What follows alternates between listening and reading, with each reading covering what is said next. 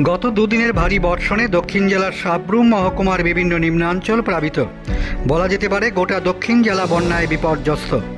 মহকুমার দোলবাড়ি, বৈষ্ণবপুর সহ বিস্তীর্ণ এলাকা জলমগ্ন। দুর্গত মানুষকে নিরাপদ জায়গায় নিয়ে যাওয়া হয়েছে।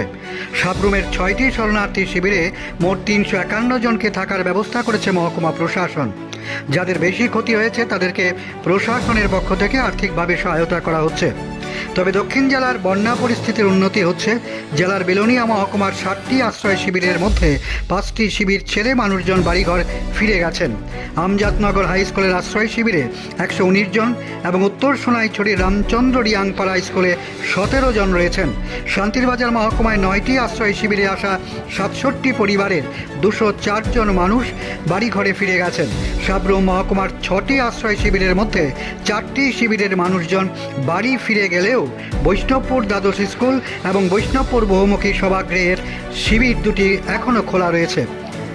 বিপর্যয় মোকাবেলা কর্তৃপক্ষের দক্ষিণ জেলা কন্ট্রোল রুম থেকে জানানো হয়েছে, বিপদসীমার নিচে নেমে গেছে মুহুরী এবং লাউগাং নদীর জল।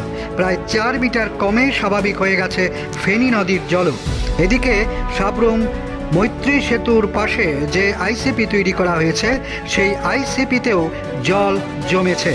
আমরা টিফিন দিয়েছি এবং দুপুরবেলার জন্য আমরা এই ক্যাম্পগুলিতে সমস্ত শরণার্থীদের জন্য খাওয়ার ব্যবস্থা করেছি।